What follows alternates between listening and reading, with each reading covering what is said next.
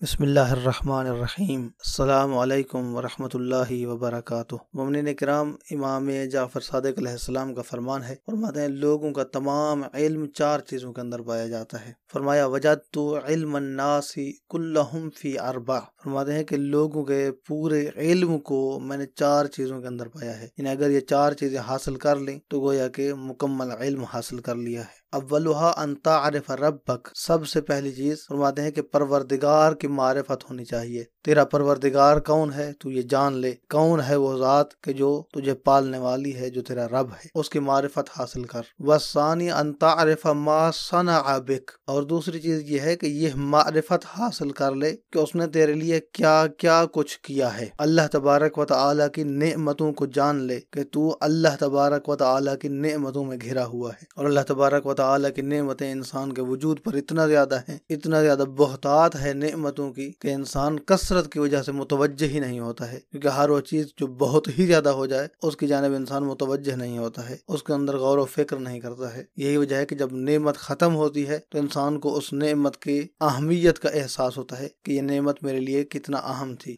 بینائی کی نعمت، سماعت کی نعمت، اور اسی طرح سے دیگر جتنا بھی نعمتیں ہیں انسان کی ذات میں، جب وہ چلی جاتی ہیں تو ان کی اہمیت کا احساس ہوتا ہے، اور ان کو وہی بندہ سمجھ سکتا ہے کہ جو ان نعمتوں کو کھو بیٹھتا ہے، اسے احساس ہوتا ہے کہ اللہ تبارک و تعالیٰ کی کتنا قیمتی نعمات میرے اوپر تھیں جو اب نہیں رہی ہیں۔ والثالث ان تعرف ما اراد منک، تیسری چیز فرماتے ہیں یہ معرفت حاصل کرو کہ وہ اللہ تم سے چاہتا کیا ہے۔ پہلی چیز اپنے پروردگار کے معرفت حاصل کرو، دوسری چیز یہ معرفت حاصل کرو، یہ جان لو کہ اللہ تبارک و تعالیٰ نے تمہارے لیے کیا کیا کچھ کیا ہے، تیسری چیز اللہ تبارک و تعالیٰ کے متعلق یہ جانو کہ اللہ تم سے کیا چاہتا ہے۔ والرابع ان تعرف ما یخرجک من دینک، چوتھی چیز فرماتے ہیں کہ ان چیزوں کو جان لو کہ جو تمہیں تمہارے دین سے نکال دیں، ان کاموں سے اجتناب کرو، ان گناہوں سے اجتناب کرو جن سے بندہ دین اسلامی سے خارج ہو جاتا ہے، دین اسلامی سے نکل جاتا ہے۔ دعا ہے کہ اللہ تبارک و تعالیٰ کے ذات ہمیں ائمہ معصومین علیہم السلام کے فرامین پڑھنے، سمجھنے، ان پر عمل کرنے اور ان کے نشر و اشاعت کرنے کی توفیق عطا فرمائے۔ محمد نقی جسکانی کو